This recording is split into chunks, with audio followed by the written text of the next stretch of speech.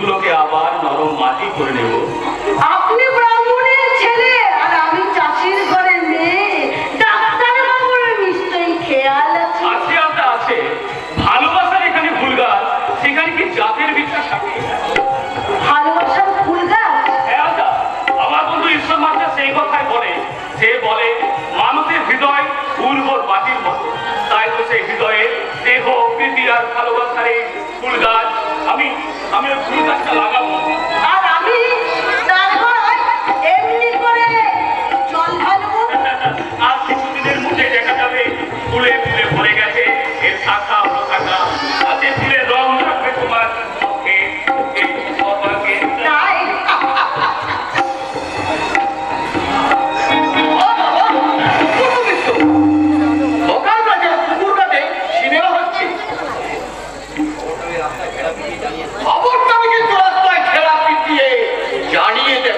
আরো ভালো হবে গোবিন্দ, তুমি যদি খেলাপি দিয়ে ওটা গ্রামের লোককে জানিয়ে দাও যে শহরের ডাক্তার নক্ষত্র চৌধুরীর সঙ্গে গ্রামের মেয়ে আলতার বিয়ে। তাই নাকি? মেনে যাবো, নিশ্চয় বলো। মুকুন্দ নদীখণ্ডের মধ্যে মাঠে, আর আমি এসেছি এখানে মাছ ধরার কথা বলতে। তাই না ম্যানেজার বাবু?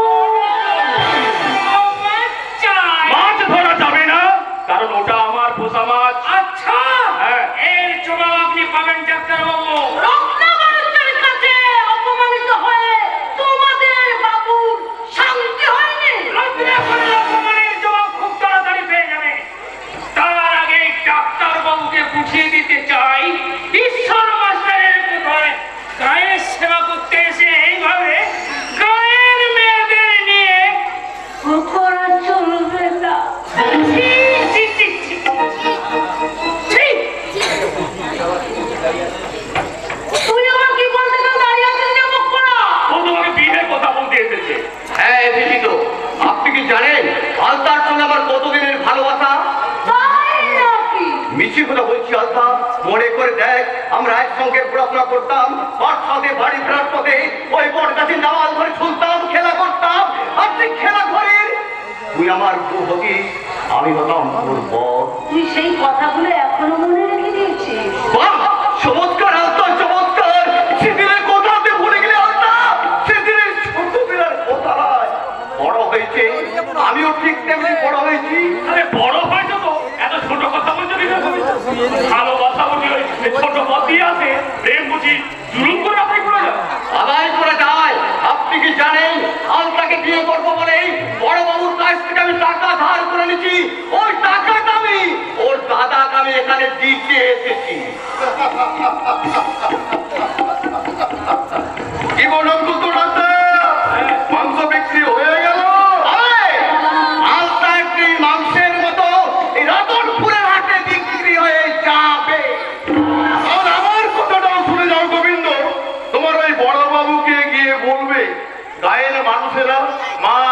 মাংস মুরগি হতে আর রাজি নয়। আমি আমি পাড়ায় পাড়ায় ঘুরে কবি সুকান্ত মুরগি কবিতার সব লাইনগুলো ওদের শুনিয়ে দিয়েছি। প্রভু, আমাদের শিক্ষা হবে না মাস্টার? লজ্জা তো তরুণের আদা। আরে ডাক্তার, কাল ওর সঙ্গে জমা দিয়ে সে একা বাড়িতে মুখ বুঝে বসে আছে, আর ওকে না এখনো পুকুর ঘাটে বসে বাসন মারছে। ঠিক আছে ঠিক আছে, আমি এক্ষুনি বাড়ি ফিরে যাচ্ছি। আমি এক্ষুনি শোনো নক্ষত্র ডাক্তার, হঠাৎ করে কানে রত্নাকরের সঙ্গে জমার দিয়ে ঠিক করেছি, তাই সময়ের আগে কিন্তু তোমার আসা যায় ডাক্তার। কারণ সুন্দর মুখ হচ্ছে, হয়তো ঝামেলা করতে পারে। আর আমরা বলছি সেই ঝামেলার মোকাবিলা করতে পারি না। তুমি একবার আমার নতুন দাবি শোনো, ওই সারা সামসন ধর্মপুর থেকে আমি আর অধিকাংশ কতদিন না তোমাকে বলেছি ওইসব খারাপ কথা কোনোদিন উচ্চারণ করবে না। মনে থাকে না ঈশ্বরদা। কেন মনে থাকে না? কেন তোমরা যখন তখন উত্তেজিত হয়ে অশ্লীল কথা বলবে? তুমি নেই দেশের কৃষক, তোমরা সারা ভারতবর্ষের অন্নদাতা। গ্রামে পড়ে আছো, জলে ভিজছো, রোদে পুড়ছো, দুর্ভিক্ষের সঙ্গে লড়াই করতে গিয়ে তোমরা তোমাদের বুকের পাঁজর খুলে দিয়ে দধিচি হয়ে বসে আছো। সব খবর কি তোমরা রাখো? তুমি চুপ করো। ঈশ্বর চুপ করে থাকলে আমার মতো হাজার হাজার ঈশ্বর মাস্টাররা বোবা হয়ে গেলে এই ভারত চোরা গ্রামের অন্ধকার বুকে কে জ্বালাবে জ্ঞানের প্রতি? ওই রাত্রির আকাশ থেকে কে ছিনিয়ে আনবে সতর্ক সকাল? ঈশ্বরদা, তুমি নও, আজ স্কুল যাওয়ার পথে আমি দেখেছি হরিজোড় নাথার বিজয় ভক্তির মতো একদল সর্বহারা মানুষ ওই অত্যাচারী শ্যামসুন্দর মুখার্জির বদলা নিতে মরিয়া হয়ে উঠেছে। আমি ওই মুখ হচ্ছে বাড়ি যাবো। কেন যাবে? কুকুর তোমরা, তা ছাগলে ফেলা তোমরা, তাই কোথায় কোথায় যাবে বাবুর কাছে দরবার করতে? হ্যাঁ শোনো, আজ আর কাল আমি এই বয়স্ক শিক্ষা নৈশ বিদ্যালয়ে যাবো না। আমি না গেলেও তোমরা পড়বে, সবাই পড়বে।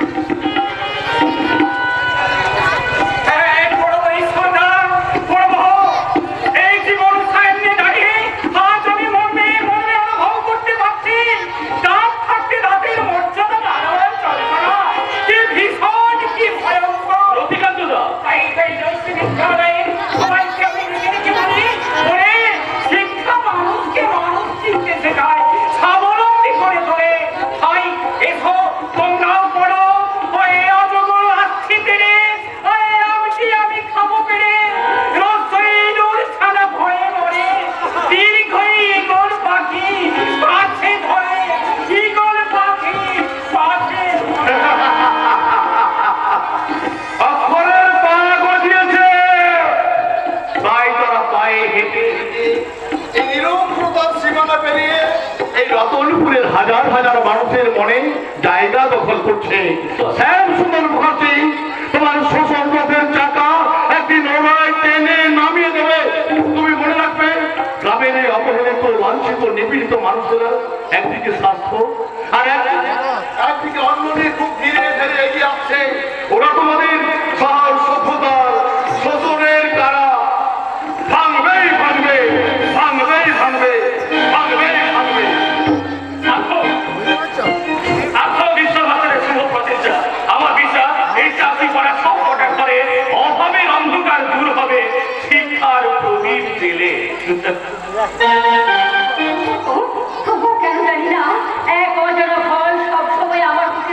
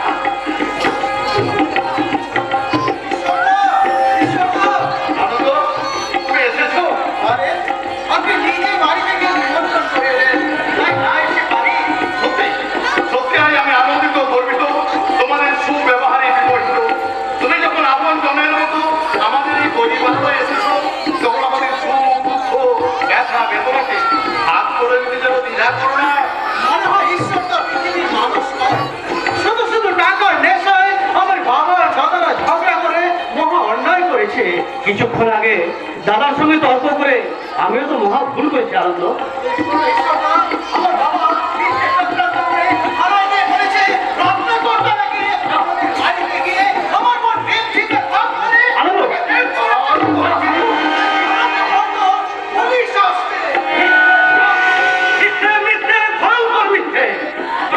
ওরা মিথ্যে কথা বলে আমার নামে পুলিশের কাছে রিপোর্ট করেছে। না না, এত বড় অপমান আমি মুখ বুঝে সহ্য করবো না দাদা, আমি মুখ বুঝে সহ্য করবো না।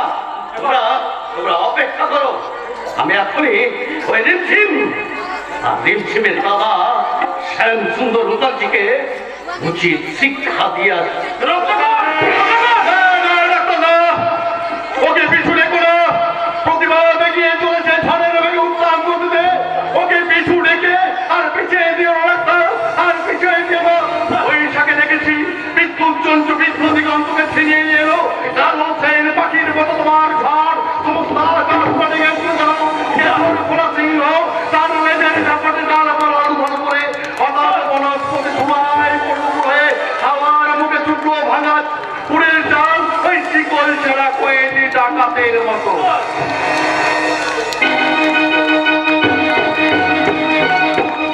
সুন্দরভাবে রতনপুরের ঈশ্বর মাস্টারের মনের কংক্রিটে ফাটল ধরিয়ে দিয়েছে।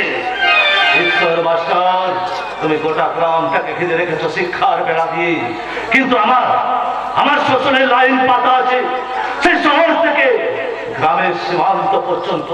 তাই তোমার তখন রতনপুরকে আমি অপারেশন টেবিলে ফেলে হার্ট অপারেশন করবো। সুশান্ত, মানুষের বাড়ির বিয়ের ভাজনা কিনে গেছে তো কেউ কোনো আনন্দ করছে না তো? তুমি সুশান্ত মুখার্জি জেলার গেটে উপস্থিত থাকবে। ঈশ্বর মাস্টারের ভাই রত্নাকর। আরে যাবে তুই রক্ত বোঝো। আরে গ্রহকে ঘিরে উপগ্রহরা ঘুরে রক্ষা করবে ঈশ্বর আছে। আর ঈশ্বর এলে তাকে তুমি ডাইরেক্ট রেখে দেবে অ্যাড্রেস। থেমে গেলে যে স্যার, আজকে আপনি থেমে গেলেন তাই আমিও চুপ করে গেলাম। ঈশ্বর মাস্টার, তোমাকে আমার কাছে হার মানতেই হবে। টাকা তো নেই, আছে শুধু বিদ্যে। তাই ঈশ্বরচন্দ্র বিদ্যাসাগর তার বিদ্যা দিয়ে আমার মতো কারখানা তৈরি করতে পারেনি। টাকা সুখ সম্পত্তি ভোগ করতে হলে চাই পলিসি। এই শিক্ষার পলিসি করে আমি একদিন ওই আলতার জোবার মতো চঞ্চলা হরিণীকে আমার বুকের সজ্জায় আনবো।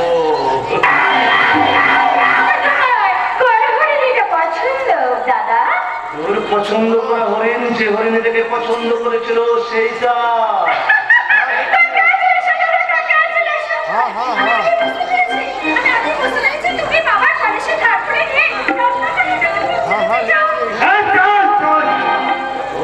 রক্ষা করে দিয়ে দিয়ে ওই ঈশ্বর মানুষের মুখের পাদের টাকা ভেঙে দিতে চাই। আকাশের চাঁদকে পাওয়া যেত, তাহলে চাঁদ ছেলে আকাশের চাঁদটাকে পেরে এনে তার উপর ফুলের বাগান তৈরি করতো। ঈশ্বর মাস্টার শুধু একা আমাকে নয়, সারা রতনপুরের মানুষকে শিক্ষা দিচ্ছে। লোকমার জায়গা তোমরা ঠিক করে রেখো, অনেক মানুষ আসছে। তার আগে মুখার্জি জেলার গেট আমি বন্ধ করে দেবো। চারিদিকে একটা প্রাচীর তুলে দিন বাবা, যাতে করে ঝড় এসে আপনার সব ফসলকে ভেঙে চুরমার করে দিতে না পারে। হিংসতায় আপনারা পৃথিবীর পথ উদ্বৃত্ত হার বানিয়ে দিলেন।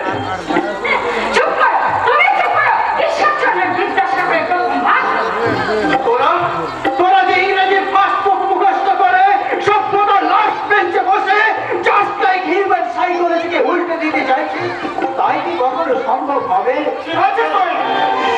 আর আমি চিৎকার করে বলতে পারছি না, খুব আস্তে করে বলছি, বিশ্বজুড়ে অনেক শয়তান আছে, কিন্তু ঈশ্বর আছে একজন। কামনা বাসনা ছলনা যখন মুখোমুখি হয়েছে, তখন আমার দৃঢ় বিশ্বাস আবার একটা পাপের জন্ম হবে। পাপের আজ তারা বেশ টুপিটা মাথার উপরে উঠে পড়েছে।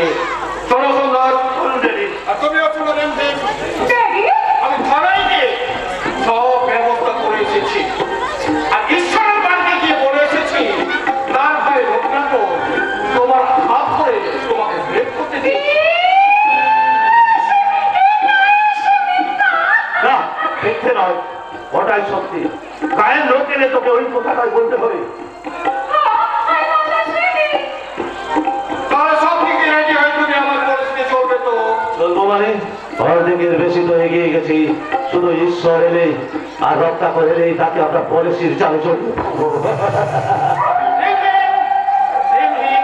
এখনো তুমি ভালো করে ভেবে দেখো, রত্নাকরকে তোমার পছন্দ তো? Of course, but remember, he is a nice chance. কিন্তু সে কি আমাকে বিয়ে করতে রাজি হবে? পোকা কোথাকার! বনের পাখি কি সহজে ফাঁদে পড়তে রাজি হয়? ওই বনের পাখিটাকে আমি বনের ভেতরে তাড়া দিয়েছি। সে ডানা ঝাপটাতে ঝাপটাতে এই দিকে উড়ে উড়ে আসছে। তোমরা ফাঁদের পেটে রেডি হয়ে দেখো। ফাঁদের মধ্যে এসে সে যেন পালিয়ে যেতে না পারে।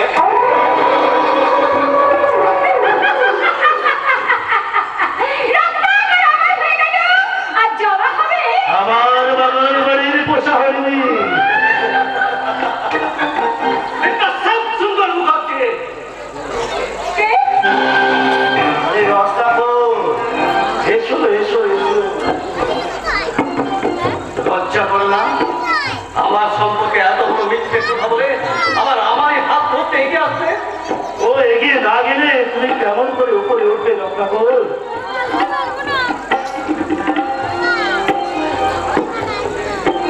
শুধু একবার তুমি আমার হাতটা ধরে মিথ্যাটাকে তুমি সত্যি করে দাও। এ কথা বলতে তোমার সংকোচ হচ্ছে না? আজ আমার বিয়ে, আত্মীয় স্বজনে বাড়ি ভর্তি, কিছুক্ষণ আগে গায়ে হলুদ হয়ে গেছে। আর ঠিক আজকের দিনে তোমার বাবা কি করে গিয়ে বলেন যে আমি তোমার হাত ধরে তোমার সাথে অশ্লীল ব্যবহার করছি?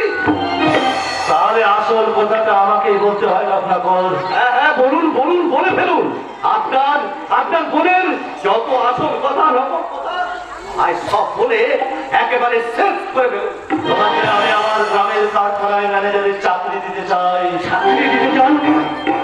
আপনি আমি আমার গ্রামের কারখানায় ম্যানেজারের পোস্টে অ্যাপয়েন্টমেন্ট দিতে চাই। চাকরি দিতে চান? আপনি আপনি সত্যি কথা বলছেন? না, নির্ভয়, কোনো কিন্তু নয়। তুমি কাছে হয়ে যাও। 20,000 টাকা বেতন, Three quarters, কোম্পানির খরচে অল টাইম গাড়ি। ড্যাডি বলেছে 1 বছর পরে তোমার বিদেশে যাওয়ার ব্যবস্থা করে দেবে। চুপ করো মিছিল, চুপ করো। ব্যাপারটা আমাকে একটু ভালো করে ভাবতে দাও। তাহলে তোমাকে আরো তাই করবেন মিস্টার মুখার্জি।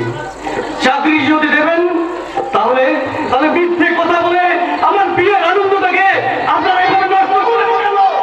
তাহলে তোমাকে আরো একটু পরিষ্কার করে বলি, তোমাকে আমি এমনি এমনি চাকরি দেবো না। তবে আজকের লগ্নে আমার সিস্টার রেমসিনকে তোমায় বিয়ে করতে হবে। মিস্টার মুখার্জি, আরে রত্নাকর, ওই জাদু করি তোমার সামনে থাকলে তোমার মাথা খারাপ হয়ে যাবে। চলে এসো। হাত তুমি ছেড়ে দাও না। রত্নাকর, তোমার কণ্ঠস্বর এত নরম হলো কি করে? তুমি মিথ্যের বিরুদ্ধে প্রতিবাদ করতে এসেছিলে। তুমি এসেছিলে ঝড়ের মতো অন্যায় ডালপালা ভেঙে গড়িয়ে দিতে। তোমার সে প্রতিবাদের কণ্ঠ কোথায় গেল? নিরামিষ জ্ঞান দিয়ে কোনো লাভ নেই ডাক্তার। রত্নাকর সবুজ সতেজ ছেলে, এমএ পাস করে বসে পাতে উঠে একটা চাকরি দিতে। ঠিক আছে, যন্ত্রণা আপনি কি বুঝবেন? এবার স্ত্রীকে নিয়ে স্কুল মাস্টার দাদার ঘরে চেপে খেতে গিয়ে রোনালদে বাংলা পুড়িয়ে যাবে। কখন আপনি ঠিকই বলেছেন। না! ওই ঠিকের মধ্যে আছে একটা ঠিকানাহীন ষড়যন্ত্র, যা তুমি বুঝতে পারছো না। বুঝতে পারছো না ডাক্তার? দাদা বুঝতে পারেনি। আমি আমার যন্ত্রণার কথা মাকে বলে বোঝাতে পারিনি যে একটা বেকার ছেলের জীবনের কি নিদারুণ চেহারা। তাই আমি এই বিয়েতে প্রথমে প্রতিবাদ করেছিলাম। এখন তুমি বলো ডাক্তারটা বলো, শুধু বংশের মান আর দাদার স্কুল মাস্টারি ছাড়া আজকে আমাদের সংসারে আর কি আছে? শান্তি আছে, শান্তি। শান্তি আছে আর একদম অশান্তি। সে অশান্তিও দূর করে দেবে জবা। জবা এবার ফুটে ছড়ে যাবে, আর আমি ছাড় না, চিরকাল ঝরবো রিমঝিম। রিমঝিম রিমঝিম। রত্নাকর,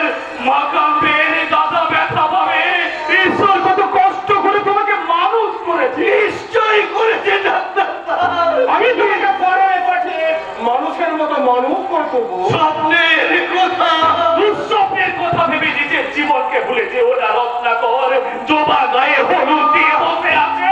রাস্তাটা আজ আমরা রেস্টে ম্যানেজে যাবো ম্যানেজ করতে। 20,000 টাকা বেতন, free car and quarter। সেই সঙ্গে মুখার্জি ফেরার একমাত্র জামাই হিসাবে এভরিথিং ফেসিলিটি। রত্নাকর ঈশ্বর কাঁদবে। ঈশ্বর কাঁদে না নক্ষত্র, ঈশ্বর কাঁদে না। ঈশ্বর শুধু সর্বশক্তিমান, ঈশ্বরের অনুভূতির মতো সর্বশক্তিহীন হয়ে ক্লান্ত কণ্ঠে বলে, বিশ্বাস যখন বিশ্বাসঘাতকতা করে তখনই অবিশ্বাসী চেতনার বন্যা তরঙ্গে ভাসে আশাবাদী নোয়াগুলো নৌকো। জ্ঞানের কথা বলতে এসেছো? প্লাবনের শেষে পৃথিবীর মাটি বেরিয়েছে কিনা জানবার জন্য প্রথমে একটা কাক ছাড়া হয়েছিল। মাটি বৃক্ষ কিছু না পেয়ে সেই কাকটা শেষ পর্যন্ত নোয়ার নৌকোতেই ফিরে এসেছিল। তাই বলে তোমার ভাই আর ফিরে যাবে না? সুখের পৃথিবী মাটি বেরিয়েছে যে আমরা ওকে চাকরি দেব। অবশেষে ধূর্ত শ্রীকাল নোয়ার নৌকো ছেড়ে মাটির গর্তে লোভের গন্ধ শুকিয়ে শুকিয়ে মুখ লুকিয়ে আত্মগোপন করেছিল। রত্নাকর তোর মুখ দেখে আমি সব বুঝতে পারছি রে ভাই। তুই শেষবারের মতো বলছি, তুই সুখের বিশ্ববিদ্যালয় ছেড়ে আমার দুঃখের পাঠশালায় ফিরে পড়া। না না না,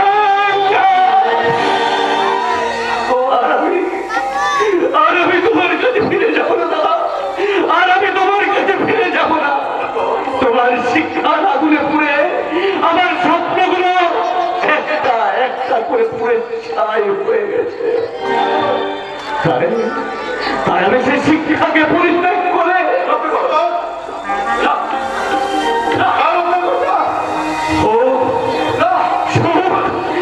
স্বপ্নের হাত ধরে আমি চললাম দাদা, আমি চললাম।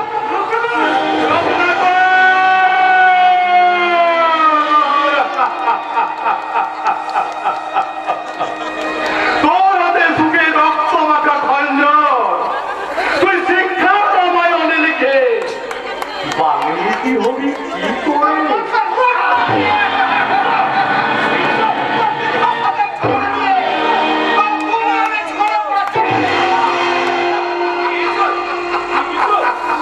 শিক্ষা শিক্ষা এই যুগে শিল্পপতির পায়ের নিচে পড়ে করুণা ভিক্ষা চাইছে।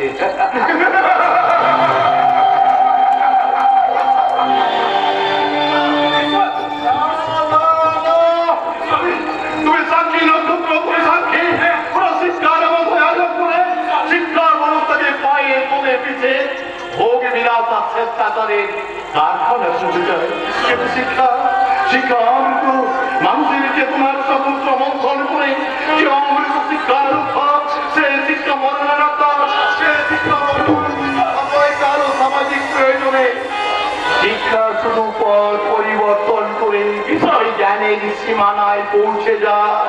আর অশিক্ষারে তো মাঝে মাঝে অন্ধকারে ওরা ভুল করে সব পেয়েছি ভেবে মুখে মুক্তি হাতে পরিচাতে থাকতে।